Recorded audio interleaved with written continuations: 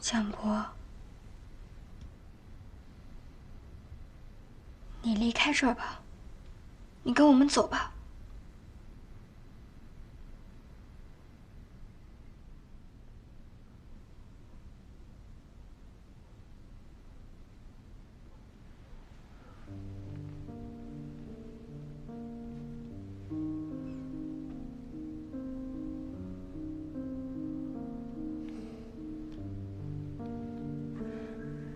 你离开这儿，想做什么都可以，做你喜欢的，开工作室也行啊，我跟祁连都支持你，我还给你当助理，行吗？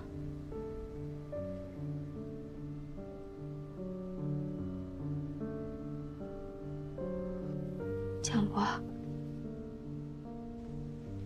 江波，江波，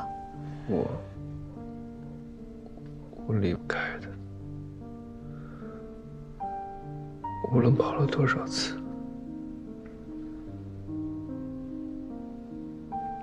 他都会把我带回来这里。你是离不开还是不敢啊？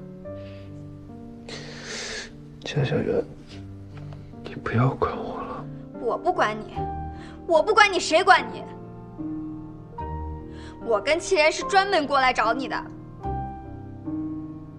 你要说你不喜欢美妆，你就别画这么多图啊！你想一辈子都被你妈困在这儿啊？岳宁川都告诉我了，你一直都想逃离你妈妈的掌控。你看看，我都给你带来了。你看看，你17岁参加国际美妆大赛的作品，你17岁就拿了区域赛冠军。你再看看这个烟熏妆，技法和攻击性都很强，还有这个，你把他的嘴缝上了。你想告诉大家你的人生处境很难，你有口难言，所以你只能把希望寄托在化妆这件事情上，对吗？我也听说了，你刚从精神病院里出来的时候想一了百了，是接触了美妆才会觉得生活有点乐趣。你那个时候那么难都坚持过来了，现在又在这放弃什么呢？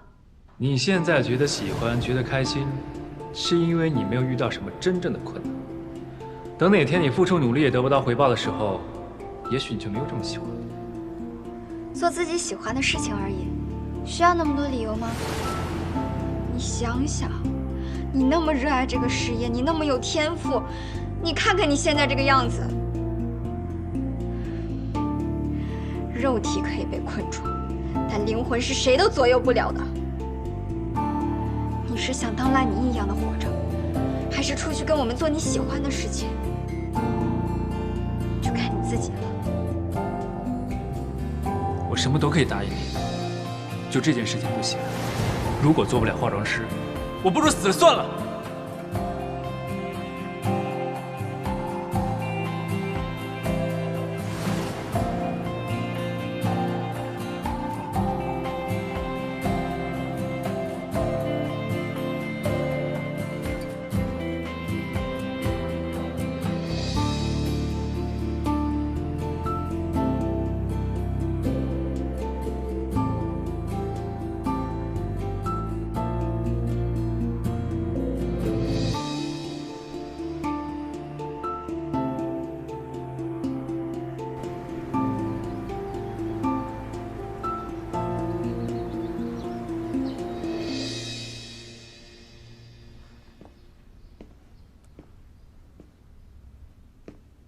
范总，蒋波他想清楚了，他要跟我们一起走。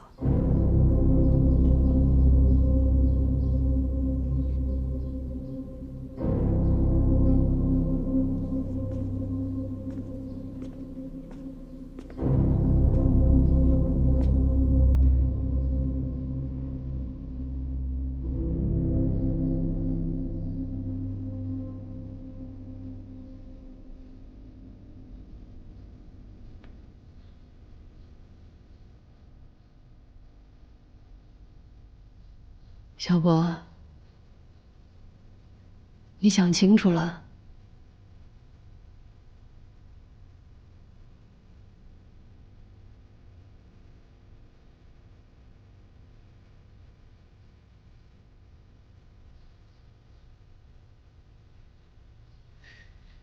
妈妈提醒你，你所有的一切都是妈妈给的。你今天要是从这儿走了，就别想再回来。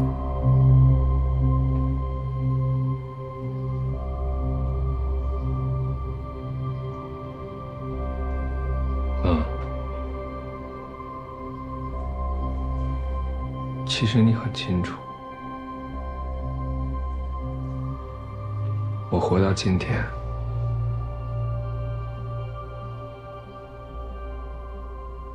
不是靠你的。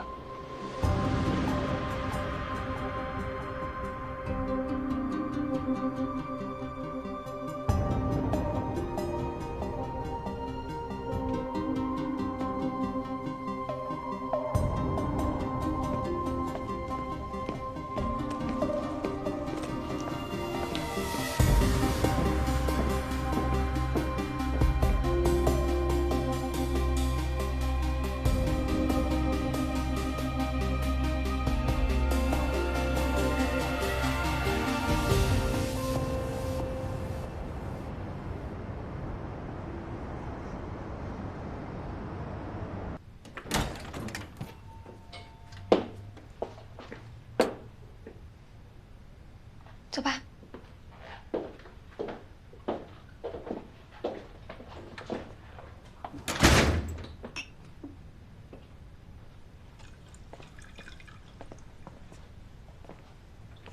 走。你先在这儿坐一下。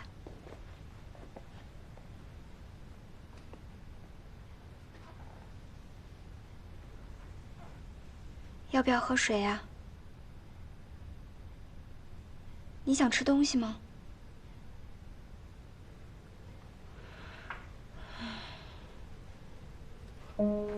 如果蒋博没有参与进来，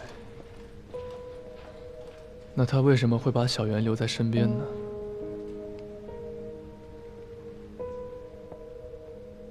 给，你要是累了就歇一会儿，啊。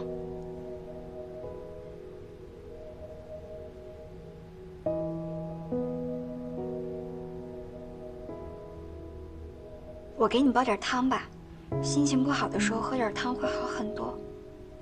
事先声明一点，我对他的特殊照顾只限今晚，明天就给我走人。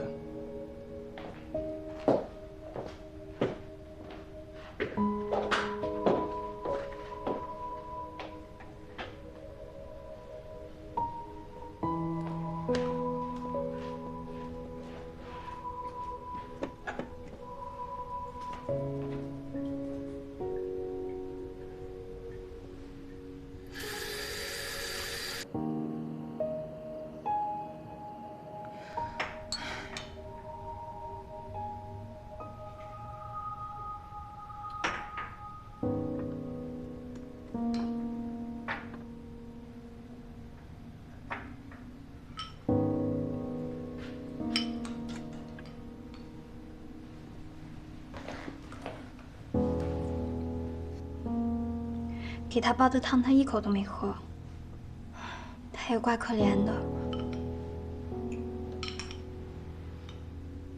要不你多收留他几晚吧。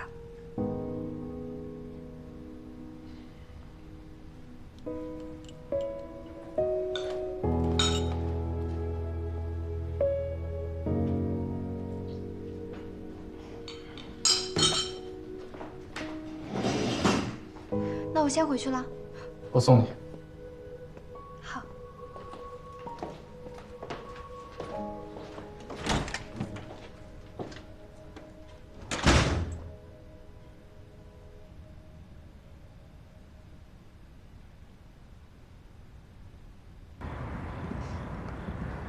我已经跟学校办好了离职手续，明天就可以搬出来了。到时候去日日家住2天。你可以住我这儿。怎么住啊？你家沙发都被蒋博占领了，难不成你还要赶他出去啊？你睡卧室，我睡客厅沙发，他睡门口，顺便开门。他又不是看门的，你干嘛欺负他？反正工作完了之后，我们就会搬出去的。什么你们我们的呀？到底谁才是你正牌男朋友啊？当然是你啦。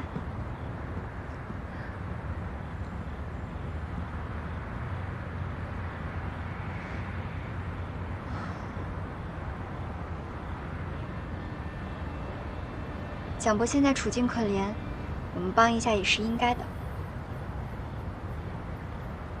收留他一阵子没问题，但过段时间之后，你真的要继续做他的助理？他跟我们出来，范小小肯定会在全行业封杀他，估计应该没有人敢用他吧。如果想要生存下去，可能就得开个人工作室了。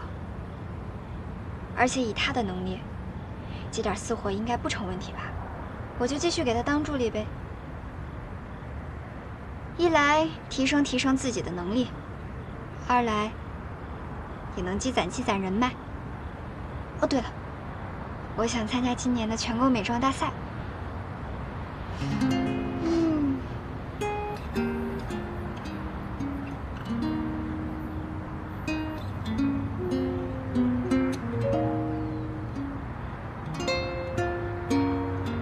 小袁，有件事，我想和你商量一下。什么事儿啊？说。这段时间发生了太多事情，我觉得现在可能不是参加比赛的最好时机。准备比赛想必很辛苦，要不然还是先休息一阵子。不用休息，机会难得。怎么了？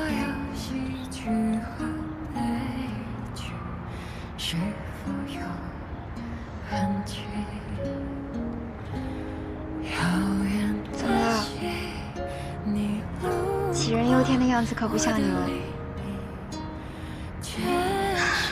有吗？那当然啦。明天的事儿明天愁呗，反正总会有办法的。你看看我现在就很想得开啊。我原来以为我1年的时间到了，我的日子也到头了，但是呢，我发现你好像没有做实验后的后遗症哦，所以我的心也落回到肚子里了。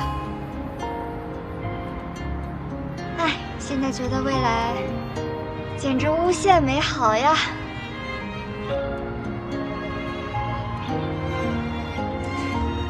突然发现城市的夜景还挺美的哦。江小媛，我一定会找到办法取出你身体里的芯片。好美啊！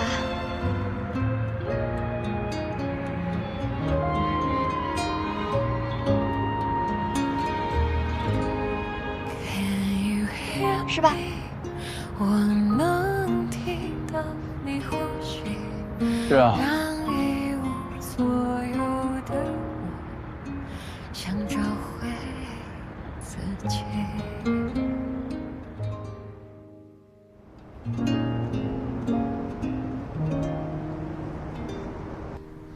你真不打算跟他说呀？这芯片再不取出来，那是很危险的。不了，我不想影响他现在的心情。等找到风险最小的取出办法，再告诉他也不迟。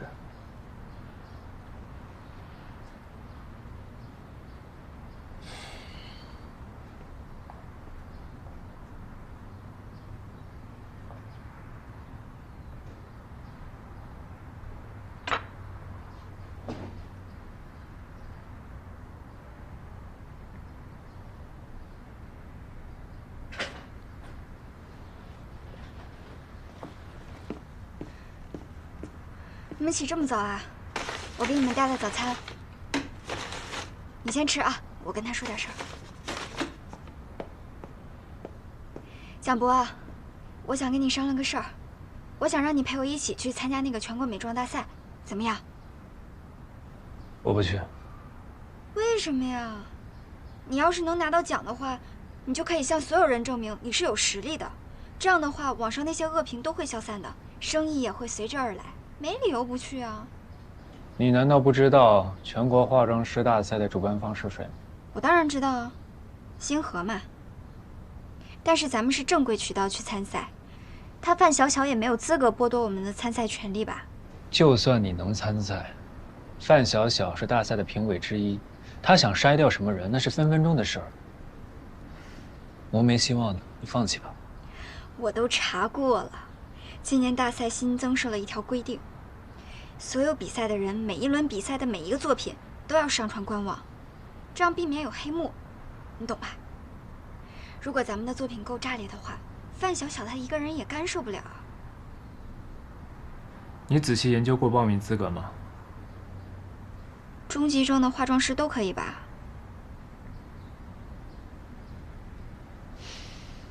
独立化妆师要持有高级证才能参加，只有以工作室名义报名参加的团队，才能夹带一定的中级化妆师一同参赛。哦，哎，那正好哎，咱们成立一个工作室，你以后再当化妆师也需要工作室的，怎么样？我懒得跟你说。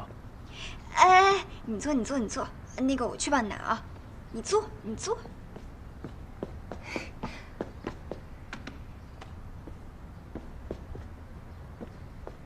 来，热的。我是要喝水。哦，我帮你倒啊。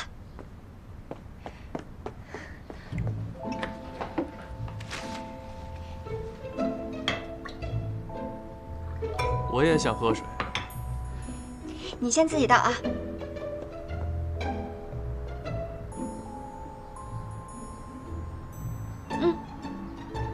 不是，你都什么毛病啊？伺候我上瘾了吗？我之前发你工资的时候，也没有见你对我这么殷勤。你现在是在可怜我吗？你说的这是什么话呀？我不一直都对你挺好的吗？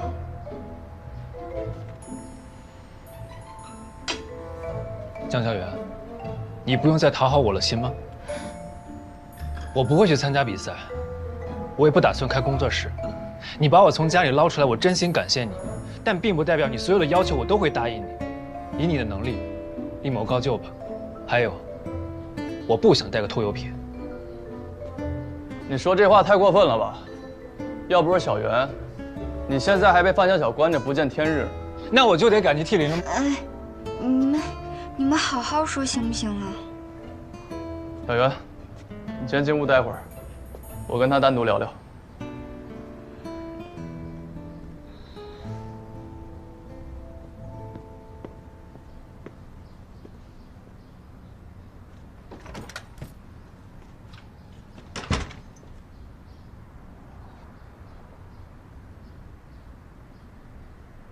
小袁昨天救你的时候就提过，他愿意继续做你的助理，跟你一起开工作室。你要是不愿意，当时怎么没反驳呀？开工作室哪有那么简单？更何况以我现在的处境，他跟着我能有什么出路呢？他找个好点的团队不比跟着我强吗？看来你还知道自己现在是个什么处境。小袁处处帮你，就算知道你是被范小小吩咐着来监视他，他都没有记恨。结果你就这么对待他。我找江小媛不是范小小的意思，那是谁的意思？还轮不到你来问我。你还跟我装傻？要不是我们保你，你觉得你来之不易的自由能维持几天？你威胁我？对，我就是在威胁你。我不是江小媛，跟你没情分。你要是不能对我有价值，我何必淌浑水救你？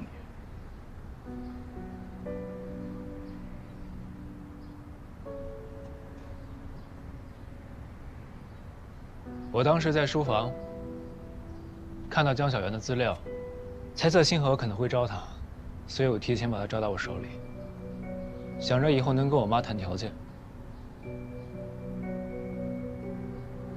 范小小的书房里，除了这份资料还有什么？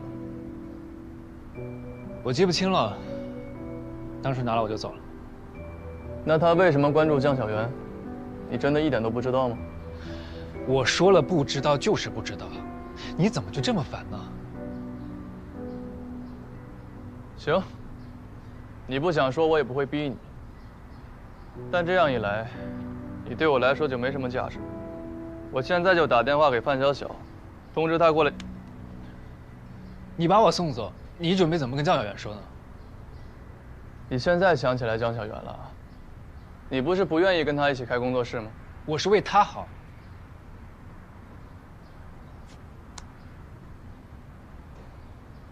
那也要他自己觉得好才行。江博，我会愿意帮他救你出来，是因为你对他来说还有价值。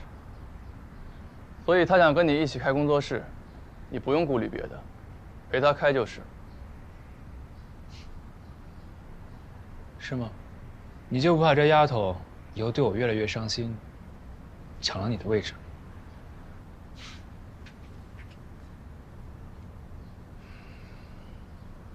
你要是真有这个本事，就试试看。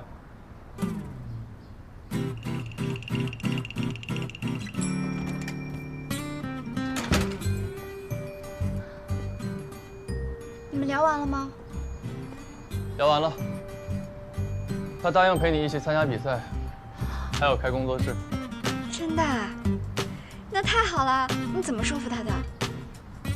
他就是个受虐体质，不习惯别人对他好，怼他两句，什么毛病都没了。那我们得快点行动起来了。距离大赛报名截止不到1个月了，我给你说一下我的想法。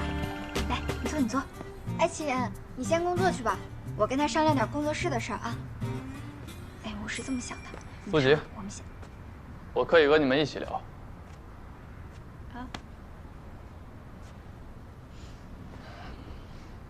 今天就当成我们全体合伙人的初次会议吧。啊？你也要参加啊？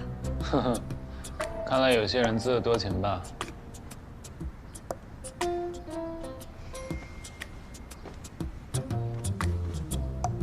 为什么不带我？你不会没装啊？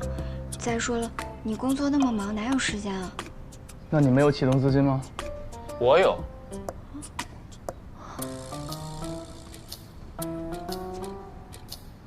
对啊，我这有50万，可以全部入股，算你20%技术股，工资5000，提成立万算，怎么样？可以。那我们是不是得给工作室起个名字啊？比如说什么千华？哦不，晚风怎么样？死你！那你说叫什么嘛？哦，叫博源行不行啊？我去上班了。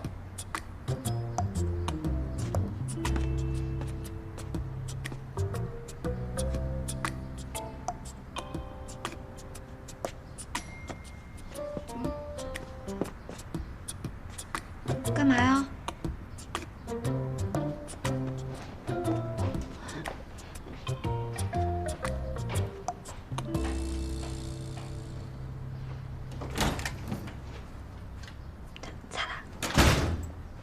你真不打算让他入股啊？我不打算。情感这种东西啊，要是和利益牵扯在一起，那就不纯粹了。而且你的喜怒哀乐也会跟着受影响。如果两个人站在不对等的位置上，这段关系迟早得结束。哎，工作室到底叫什么名字啊？起名字嘛，随便取一个都可以啊。开工作室没那么简单，事情多得很。这不有你的吗？我跟你说啊，两个人分工效率很高的。我是天才，你见过天才管这些俗事吗？我准备睡了，你自己忙活吧。哎，合着这都是我的活儿啊。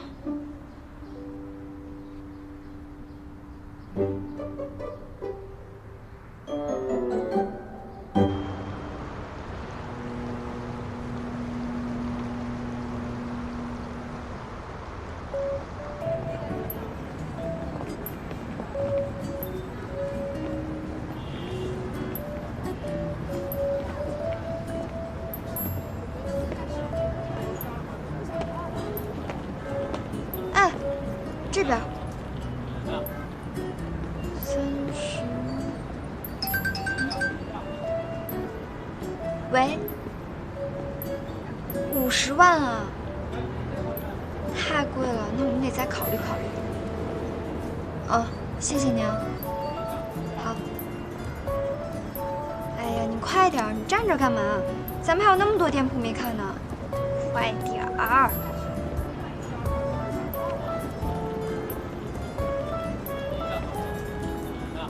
咱们现在只有50万，租完店铺、装修完，再采购一批化妆品，应该就不剩什么了。要是工作室开张之后还接不到足够的订单，那很快你连我的工资都付不起了。虽说这个工作室是因为参赛才成立起来的，但是蒋老板，你可不能再这么无所事事了，要考虑下前景才行。我差点忘了件要紧事啊，以工作室名义参加比赛，必须要有主办方的邀请函。啊？还要邀请函？废话，这种规格的比赛，你以为是哪个野鸡工作室都能参加的吗？更何况我们现在连手续都没办起来，你觉得能有这样的殊荣吗？那就是成立了工作室，还是没有资格报名参加呗。对，所以我就想提醒你这一点，很有可能我们白忙活一场。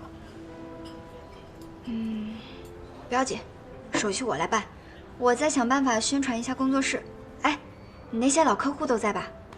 邀请函的事情你想想办法啊。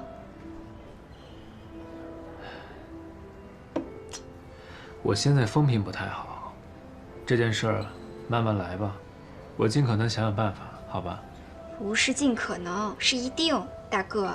咱现在要钱没钱，要资源没资源，要口碑没口碑，还树立了范小小这么强大的敌人，以后的路多难走，你自己心里没点数啊？我请你吃点好吃的吧。服务员，拿菜单过来一下。先生，您先看一下。好，谢谢。来，你看吧。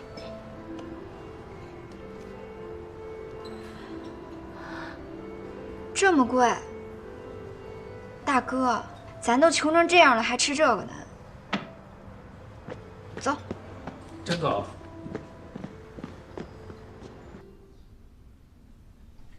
这是6年前警方提供的事故报告，你能告诉我，为什么怀疑诺亚的死跟范晓晓有关系吗？因为灯塔系统当初的睡眠舱，现在就在范晓晓的手上，就是前段时间曝光的诺亚方舟游戏舱。他甚至瞒着所有人，还在继续进行着试验。这怎么可能啊？如果睡眠舱在他手上，那当年坠下山崖的又是什么呢？睡眠舱可是诺亚亲自押送的呀，要是被人调了包，他不会不知道的呀。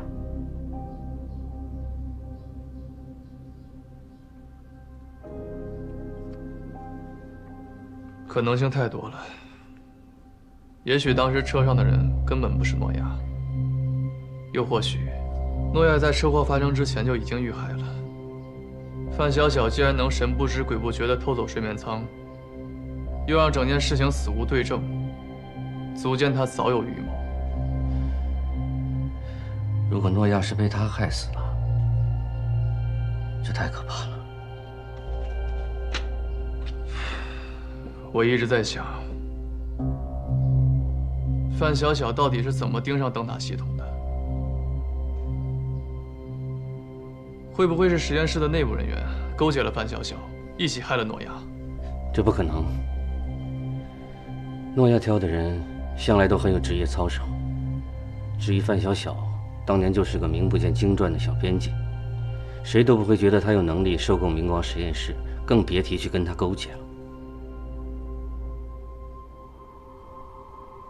不是内部人员，难道范晓晓也是试验者？以试验者的身份接见诺亚？白先生，当初灯塔系统的试验，总共招收过几名试验者？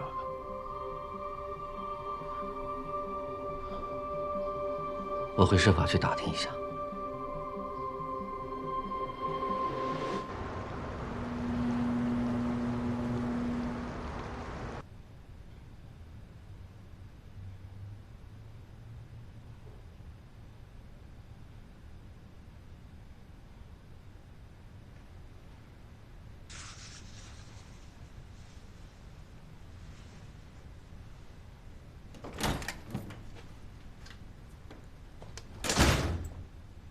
这么晚了才回来呀？怎么还没休息啊？还在忙工作室的事啊？我刚整理完资料，想着还有点时间，就看看别人的工作室是怎么运行的。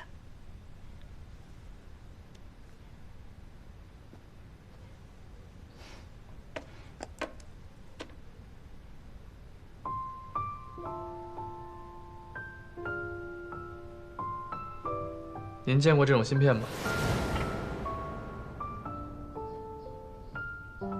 见过，这是我老东家生产的一款医疗芯片。用法嘛，就跟这上面一样，植入脑部，与神经中枢连通以后，可以用来记录人的神经元信号。说起来，诺亚就曾经向总公司申请过这样一批芯片，说是打算给将来的实验者植入，以便对灯塔系统做个升级。可惜啊，他什么都没来得及做，就出事儿了。哎，你这个是从哪儿来的呀？那您知道这种芯片要怎么取出来吗？想要取出倒也不难，就是要等满1年。1年以后，芯片会自动从神经系统上脱落，进行微创手术就可以取出了。就这么简单？难道不会对人体造成任何损伤吗？只要操作得当，当然是安全的。但是要在脱落之前强行取出的话，恐怕会对神经系统造成不可逆转的伤害。被植入的人也要小心避免剧烈撞击，以免芯片错位。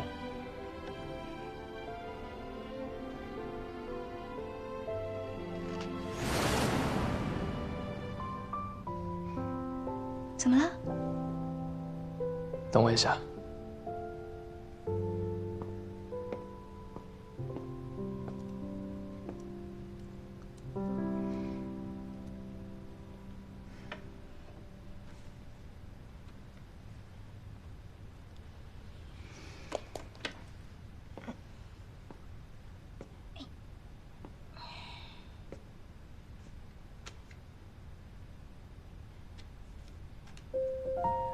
我江小媛以此为证，我欠了祁连一份恩情，以后一定赴汤蹈火，替他办成一件事。如有违背，就让我永远回不了家。我来找你兑换心愿，可以让我加入你的工作室吗？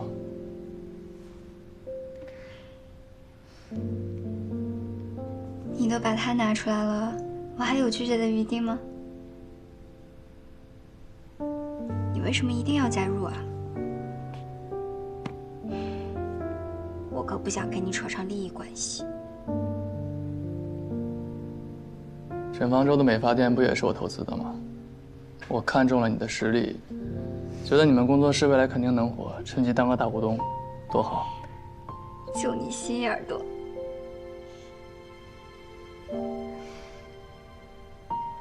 小袁，我只是不想你太辛苦了。再过一段时间，一切都会好起来的。你俩能不能不要那么腻歪，让我好好睡觉行吗？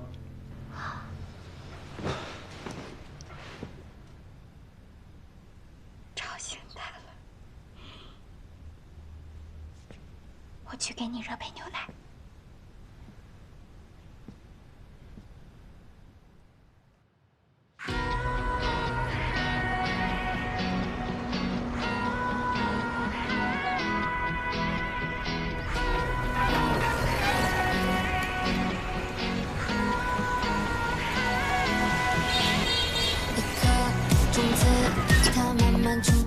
这么快就到了，辛苦了，辛苦了。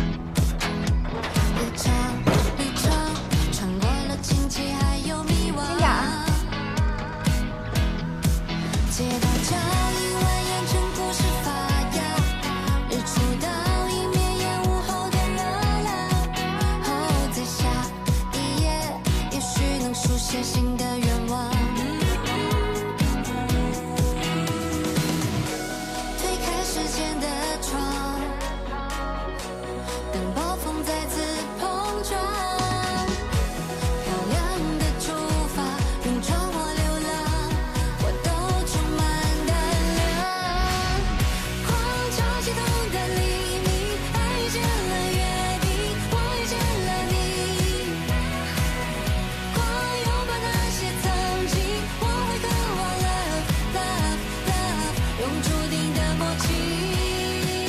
吃饭了。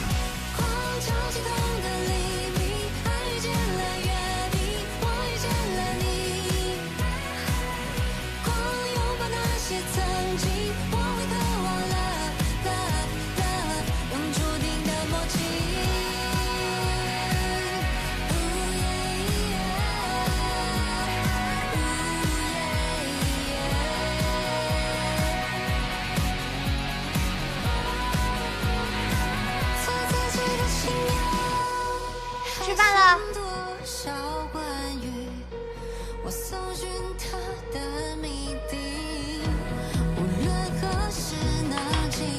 快吃饭。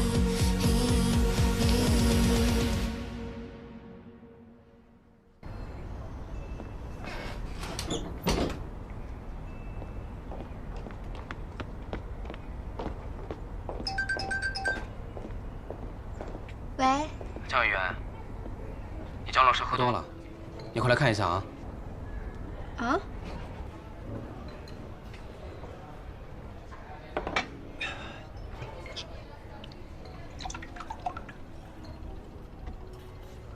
高总，我今天真的喝不下了，下次再陪您喝个高兴的。您看，上次我设计那个盛典的妆容，您觉得怎么样？挺好的呀，对你的实力我一直特别认可。高总，那您能不能给我一张全国化妆师大赛的邀请函？哎，小蒋啊，不好意思啊，我特别想给你这个机会，但你也知道，邀请函不是随随便便就能给的。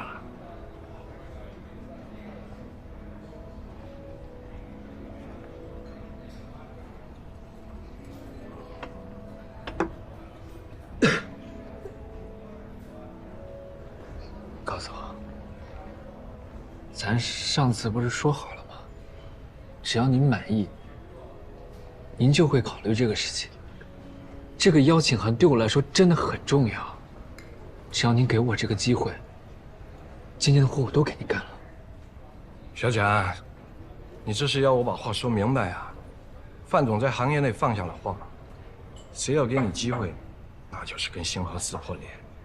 你帮我做设计，我当然乐意了，但犯不着为了你趟这趟浑水吧。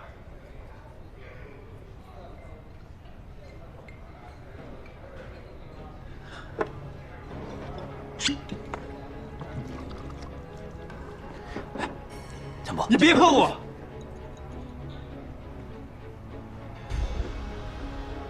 你跟谁发火呢？蒋博，我告诉你，不是看在你妈的面子上，我连给我喝酒的机会都不给你。高总是吧？我记得你以前挺巴结蒋博的呀，怎么了？人一出事儿就急着踩一脚，你可真够没品的。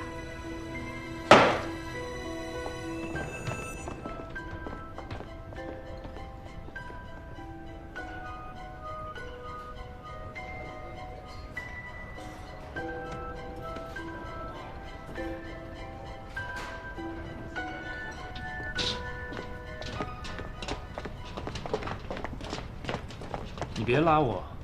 你怎么回事？干嘛这么低三下四的求人？你以为我想吗？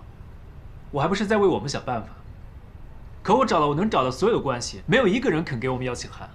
就算要找机会，也不能让别人这么欺负你。范小小现在把我逼上了绝路。你要是还想参加比赛，就离我远一点，还有一线机会。你怎么说话呢？有没有把我当朋友？即使不参加比赛，开美妆工作室不也是你的梦想吗？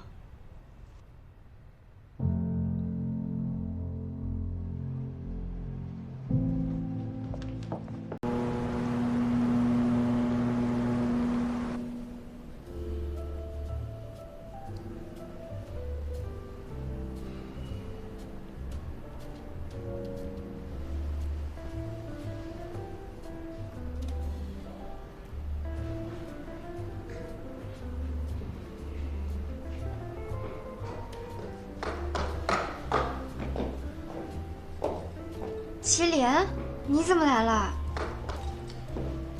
听说工作室装修好了，我就先过来看看。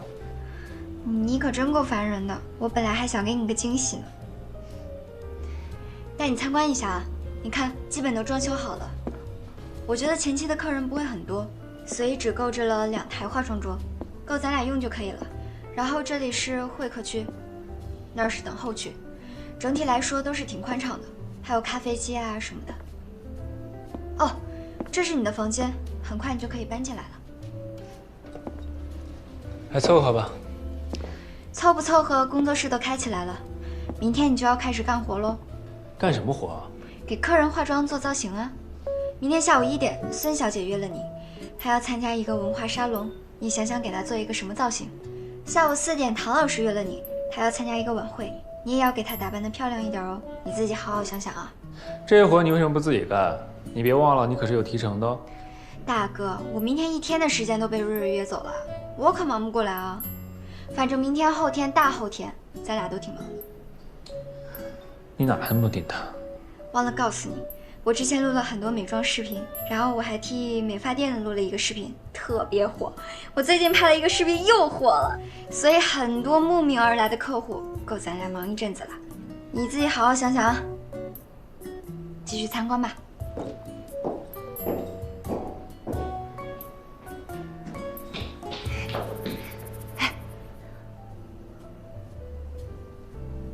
我觉得他应该是被我的高效率给吓到了，一时半会儿还抑郁不了。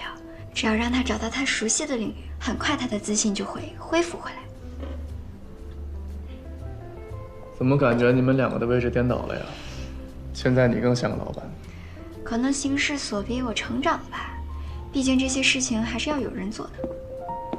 等以后有时间，我还想学点新东西，然后考一个高级证出来。那化妆师大赛的事情，就这么算了。强求不来的东西，应该缘分未到吧？以后再说呗。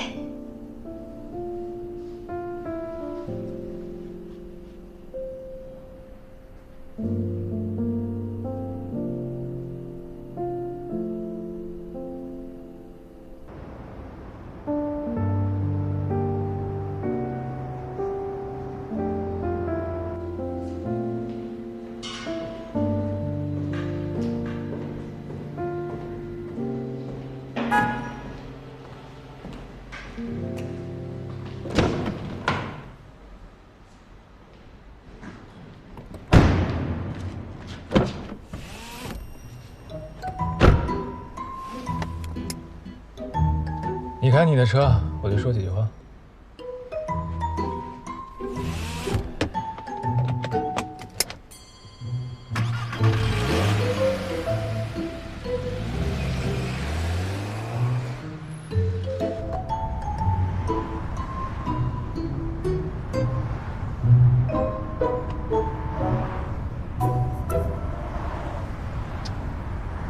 哎，你听过 Niki 这个人吗？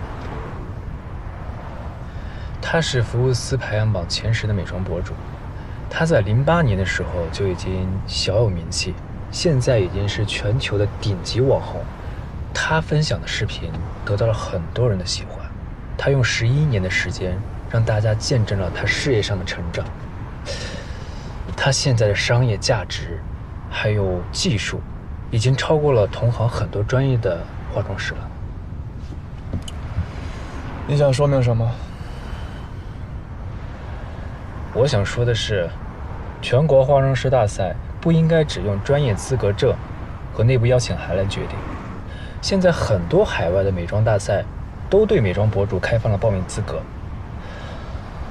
一旦国内的短视频平台发展起来，这些博主将会拥有巨大的影响力和商业价值，这对整个时尚行业来说也是非常有帮助的。你想让我去找主办方，开放美妆博主的参赛资格？这大概是他唯一能参加比赛的方式了。而且这个团体自带话题和流量，对于主办方来说也是一种变相的宣传。对了，这个是我对美妆博主行业的研究报告，你去说服他们的时候可能会用得上。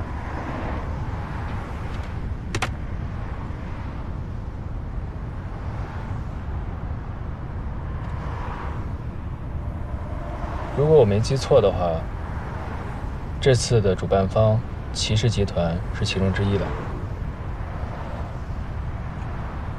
要让你失望了，骑士集团的关系我可能攀不上。为什么？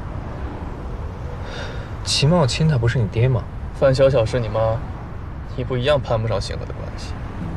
切，不帮就不帮，干嘛火药味这么重？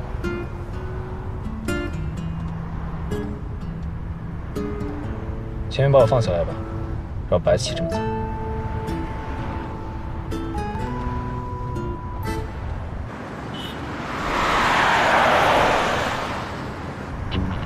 你干嘛？你这是要带我去哪呀？骑士集团的门路求不上，但我从侧面打听到，这次比赛的媒体合作方准备把比赛拍成综艺。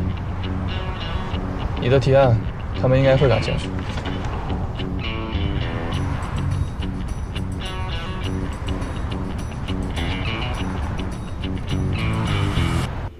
今天谢谢你啊，其实工作室起步挺难的，谢谢你帮我介绍生意。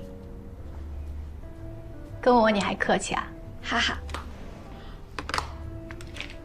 小云啊，我觉得你跟以前不大一样。怎么不一样啊？以前我也想帮你，不光是我，还有班上其他同学也是。不过你总是拒绝所有人的好意，什么事儿都得自己干才满意，自尊心强得让人讨厌。是吗？我都不记得了。自尊心强的另一面是自卑，越是怕人看不起，就越要强和排外。不过这次见你，你比之前自信多了。虽然还是没什么钱啊，身上多了一种游刃有余和无所畏惧的感觉，这样很好。可能是经历的事情多了吧，脱胎换骨成长了呗。好了啊，瑞雪，这儿呢。瑞雪，你今天怎么打扮的这么好看？哎，你这唇膏什么色号呀？好优雅呀！哎，你皮肤也变好了耶。是呢，好看吧？都是我闺蜜给我化的妆，这家工作室也是她开的。你们以后有什么需求多找她，她什么妆都会化。我想起来了，我在网上看到过你，搬砖的小仙女，对不对？哦，对，那个视频我也刷到过。我有印象。本尊在此。今天她可以免费给你们试个妆，以后有什么需求多找她。可以啊，那我第一个来。好，所以在这儿吧。你想要一个什么样的妆？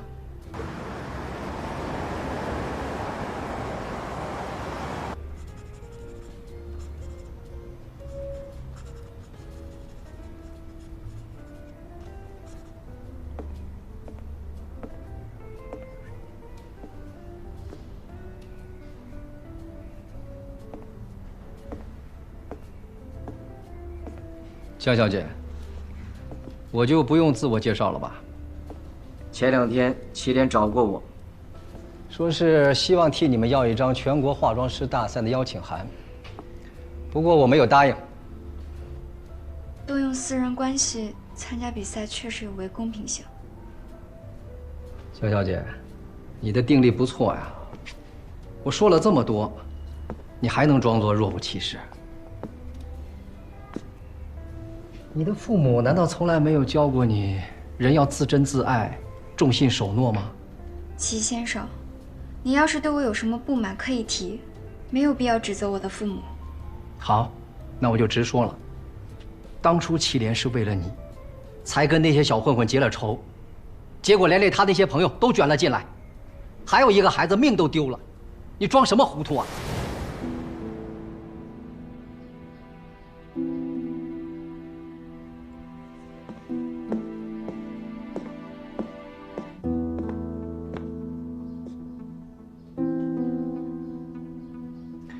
饭也不吃，你看你现在这个样子。刚刚公安局来电话，那帮混混都已经被抓了，一会儿啊，你也要去公安局做笔录。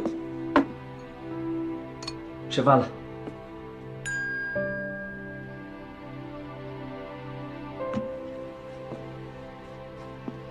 都结交了一些什么样的狐朋狗友啊？为了这些人，失去了自己高考的机会，完全不知道轻重。你觉得你这样做值吗？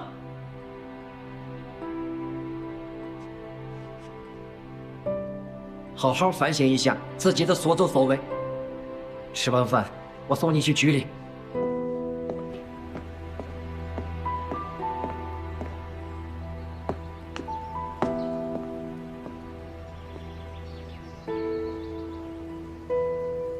祁连，我有急事找你，我在理发店门口等你。江小媛。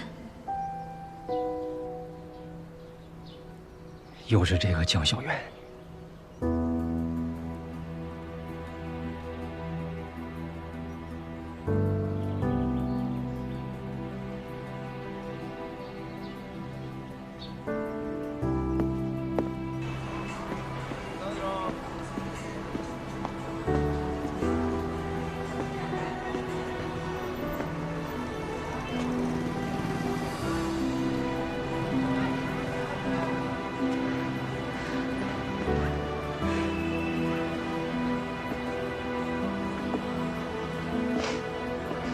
你就是江小媛？您是？我是祁连的父亲。哦，叔叔好。我在等祁连，你知道他什么时候来吗？他不会来了。为什么？我还想问你呢呀，你为什么非得缠着我儿子不放啊？年纪轻轻的，就开始学人攀富贵了。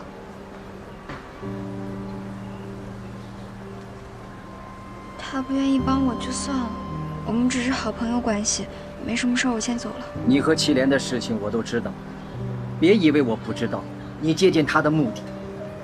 不就是为了攀高枝吗？我和祁连的关系不是你想的那样，不是吗？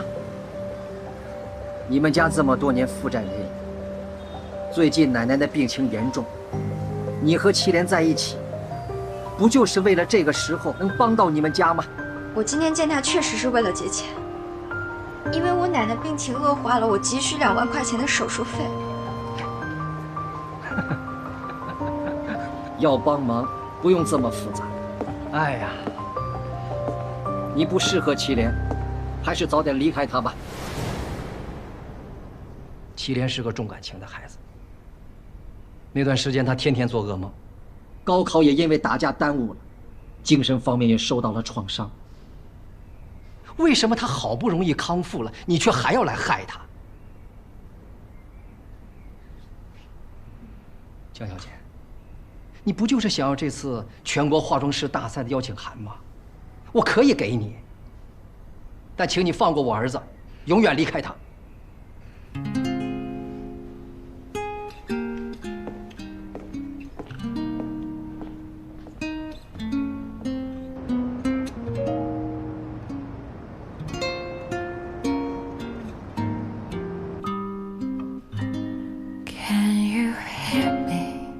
走进迷惘的森林，忘记曾经的拥抱和谁的约定。你傻了吧？回来灯也不开。小袁，我这有一个好消息和一个坏消息，你要听哪个？你爱说不说。不听拉倒。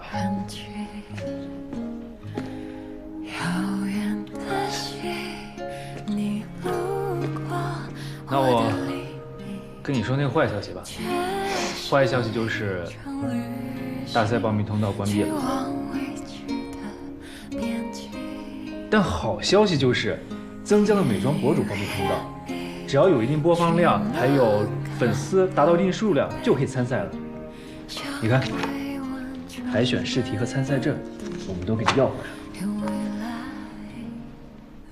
这话太多了，一开始就告诉他报名成功了不行吗？小袁，你刚你傻了吧？笑都不会笑了，太少了。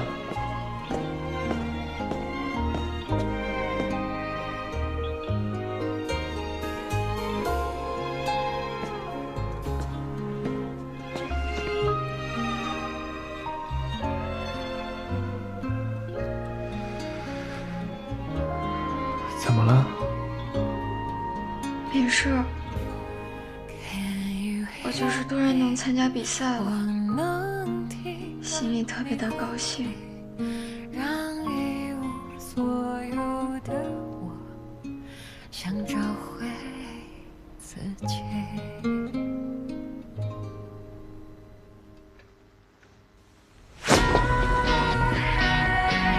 鼓掌啊！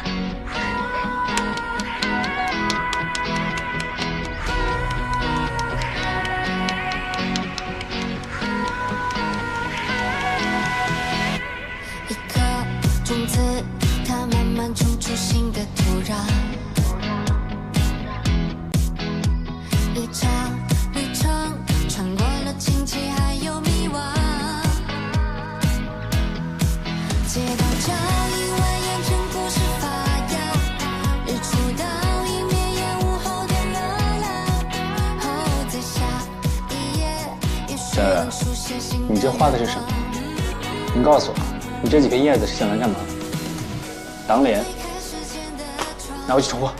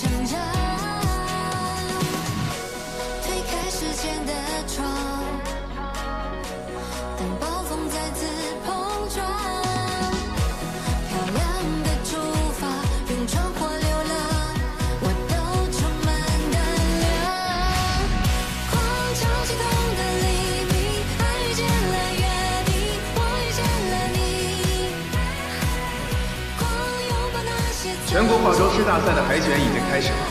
本次比赛云集了100家国内顶尖的化妆工作室，他们将在这里为成为国内最好的化妆师而展开激烈的角逐。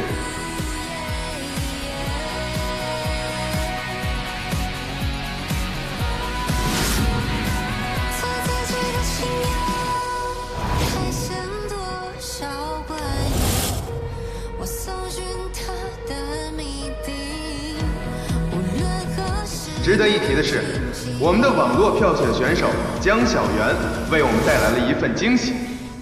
她的水平在一众作品中格外出挑，票数遥遥领先。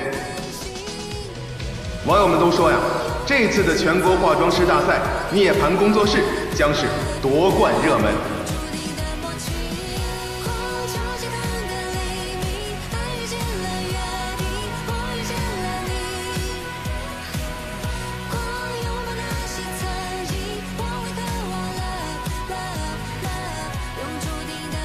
全国化妆师大赛已经进入最后一轮预选赛，50进20，竞争可谓是十分激烈。究竟会有哪些工作室脱颖而出呢？让我们拭目以待。总算是顺利晋级最后一轮了。这些孩子真的不太行啊，一个个创意这么保守，显得他跟个天才一样。你怎么就不愿意承认小袁确实天才呢？这是海选赛，随便眨眨眼都能博个眼球。等他进了前20，才是比赛真正的开始。到时候拼的可是基本功和经验。你觉得他能跟那些大工作室实战好多年的人比吗？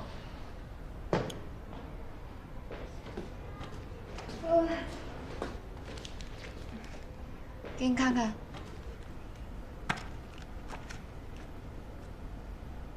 吃点东西吧。又通宵画方案了。第3轮的题目是什么？春日新娘。那正好是你擅长的领域。这方案不行。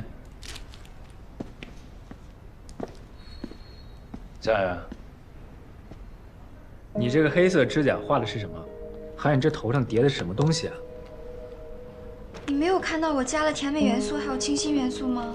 是，我是看到了，生拼因素还不如没有。我觉得这个方案挺好看的呀。小袁最擅长的是给造型做出空间构图和视觉冲击力，这个作品怎么也不比前2轮差吧？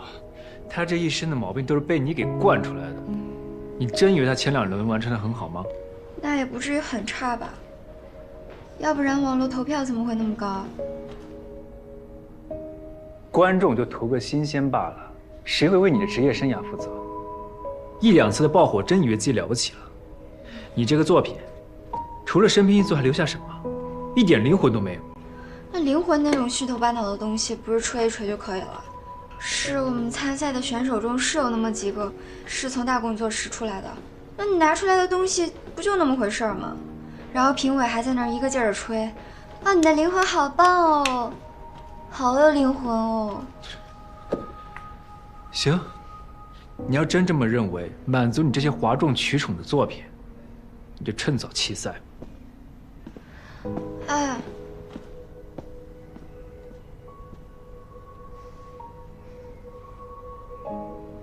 可是这已经是我拿出的最好的水平了，我已经1个月都没有好好睡觉了，真的很困。不行就放几天假吧，放松放松，说不定还能找到灵感。后天是陈方舟婚礼，跟我回趟洛杉吧。好。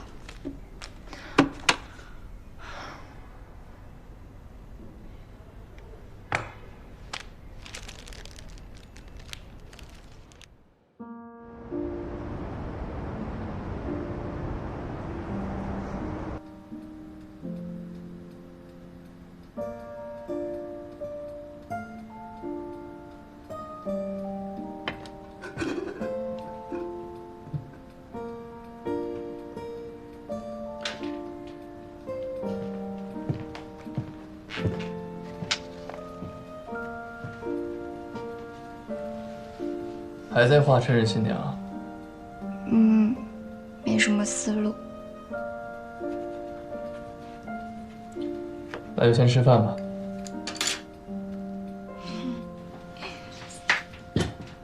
我一会儿要去见个供货商，顺利的话，应该可以解决店里化妆品的采购问题。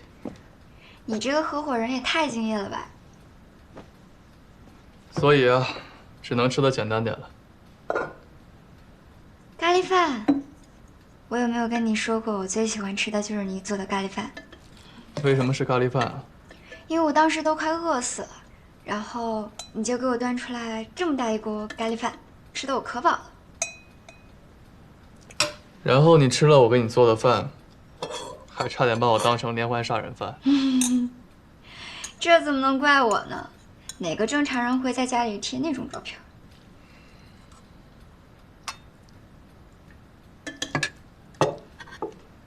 说起来，我学会做饭还是因为许静阳。他在医院那会儿，我天天跑去给他送饭。那个时候觉得特别对不起他，害他摔断了腿。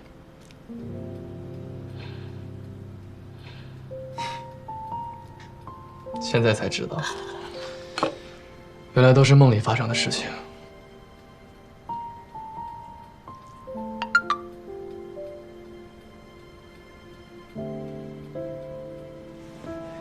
那边应该快到了，你先吃，吃完早点休息啊。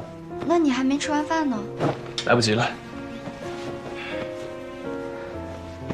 你等会儿，外面冷，多穿点儿。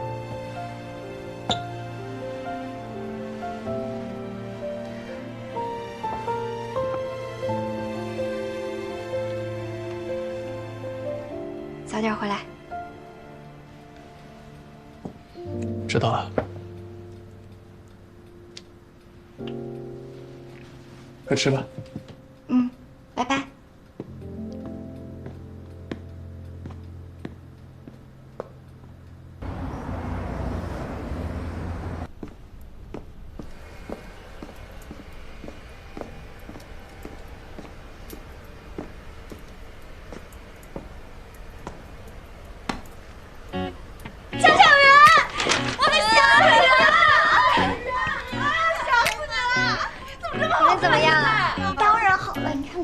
初级技术。哇塞！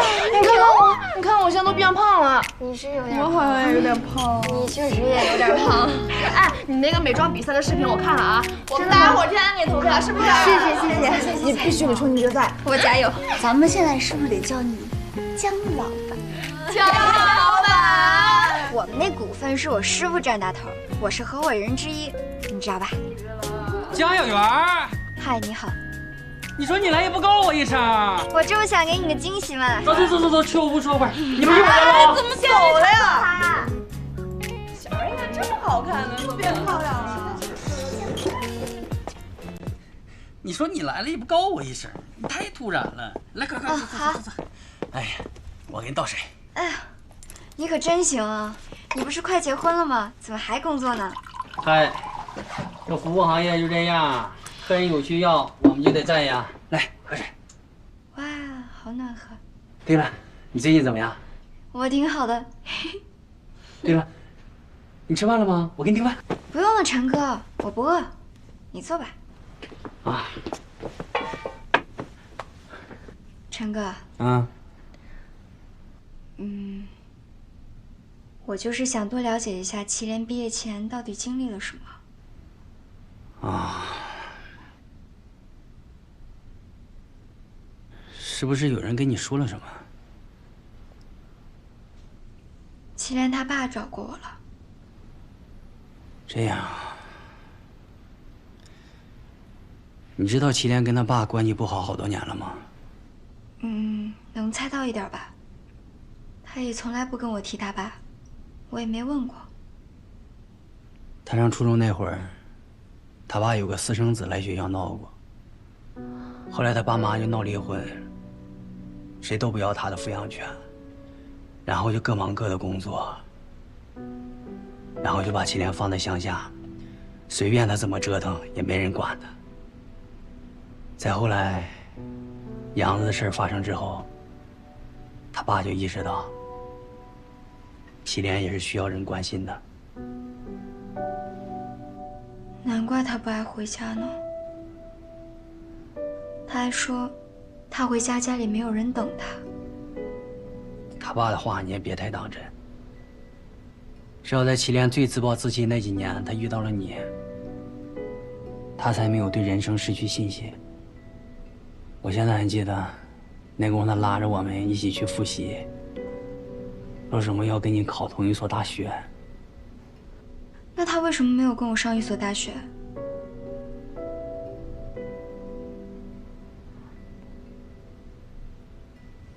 梁子的事儿，不会真跟我有关系吧？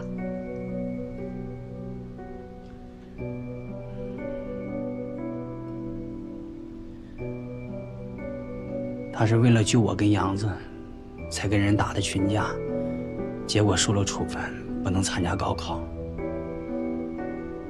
而抓我跟杨子那个黄毛，又是因为你跟祁连结的仇。那功夫也怪我们，都是半大不小孩子，气头上来了就打了起来。结果杨子不慎摔下了楼，送到医院的时候没救下来。后来祁连也坚持不让我们告诉你。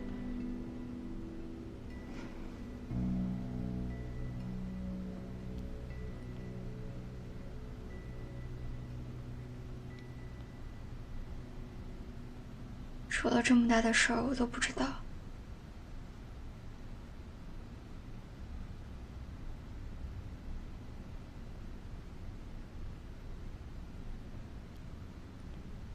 那祁连呢？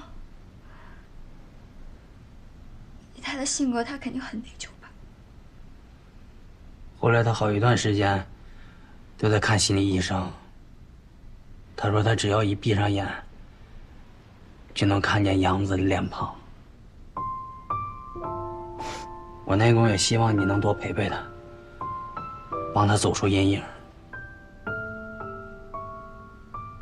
但不知道怎么搞的，你去了重庆之后就再也没回来，就连电话号码都换了，你俩之间就断了联系。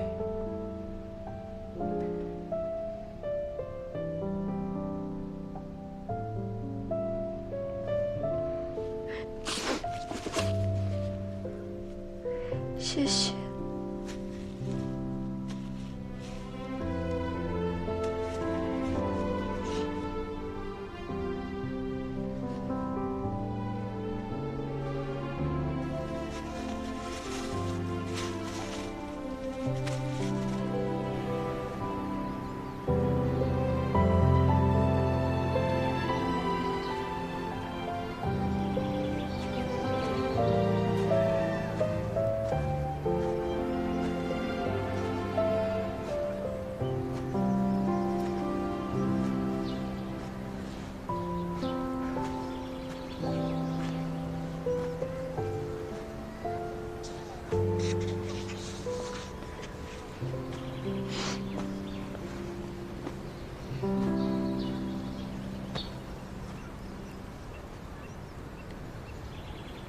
陈方舟跟我说，你在他办公室里哭，怎么劝都劝不住。你们都聊什么了？不告诉你。不告诉我，我也知道。我爸找你了吧？他跟你说什么了？让你离开我。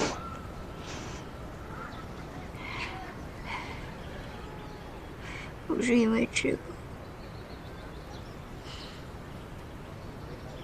既然你什么都知道了，你不恨我吗？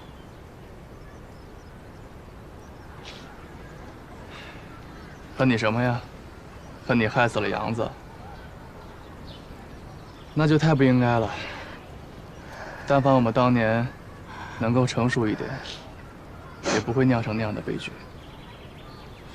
你爸还跟我说，我当时拿了他一笔钱，就离开你了。那个叫杨子的孩子，之所以会没命，不就是因为这个江小媛吗？杨子的事跟他无关。跟他无关？那你怎么不接他电话呀？你敢告诉他你现在发生什么事了吗？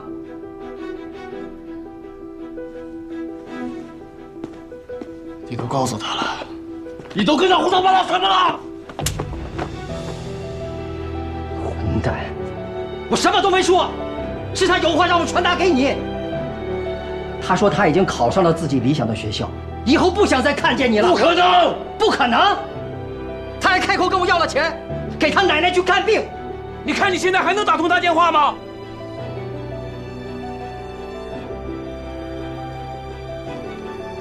这是他写的字条，你自己看看吧，看看可能不可能。一群狐朋狗友。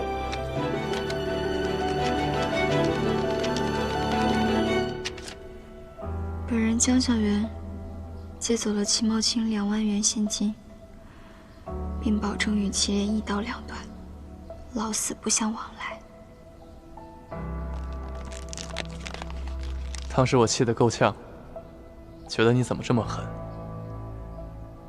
可后来长大了，也想通了，你只是想要救奶奶，无可奈何罢了。想必我爸也跟你说了很多难听的话，伤到你了吧？其实我应该找你问清楚的，因为你那么难过的时候，我都没有陪在你身边。而且如果洛山市没有遇到的话，没有重逢的话，你之前经历的那么多，发生那么多的事情，我这辈子都不会知道。我只会当成你是无情无义，连句道别的话都没有就丢下我了。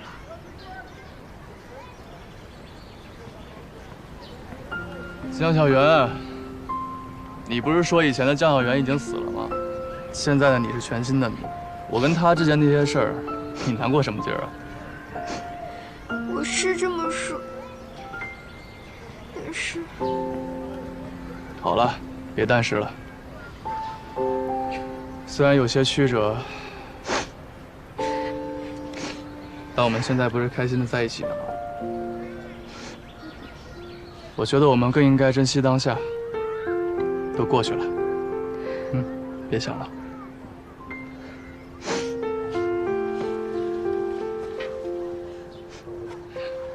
起来。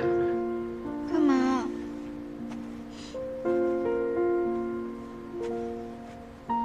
回家。无助的时候，祁连，我想到春日新娘怎么画。你知道木槿花的花语是什么吗？不知道，我只知道我女朋友现在需要回家休息。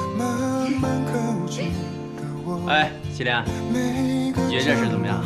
是不是？领结都歪了。哦，挺帅的，是吧？哎，小袁，你今天准备这手捧花还挺好看的。这红色的花叫什么呀？红色的是木槿花。像月光落在手中，像流星铺满心中。I could just go anywhere with you. You are my favorite thing to do. 你会不会弹给我深藏的脆弱？没想到这个灵感还挺有效果的哈。所以木槿花的花语是什么？温柔的坚持，永恒的美丽。我记得木槿花朝开夕落，为什么它能代表永恒的美丽？因为当一朵木槿花开败凋落，它还能陆续生发出许许多多，哪怕是朝开夕落，它的花期却很长很长，仿佛生生不息，源源不断，所以才会有永恒的美丽。那真的跟你很像。不对，是跟你很像。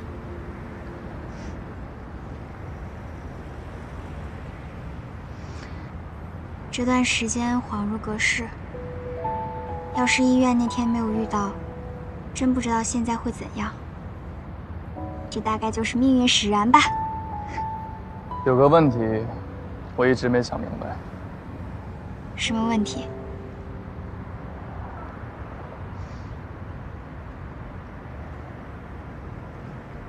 为什么你都不记得我了，却还记得我的手机号码？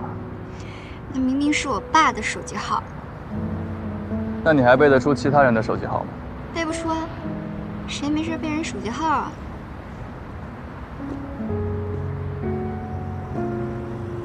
你有没有想过，我们在灯塔系统看到的一切，都是有现实映照的。那些曾经在我们记忆里停留过的人事物，会以什么样的方式出现在我们眼前？或许恰恰和我们的心愿相一致。你是说我能背出你的手机号也是有原因的呗？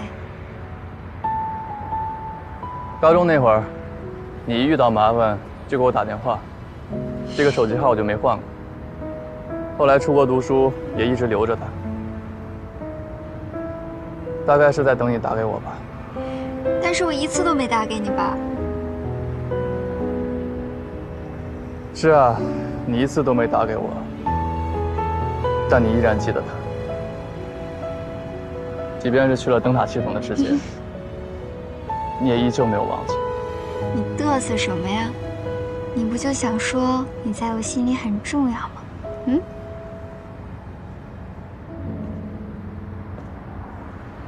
张小媛，你的潜意识从来没有忘记过我。我知道了，你炫耀什么呀？你在我心里非常非常非常非常的重要，行了吧？还差一点吧。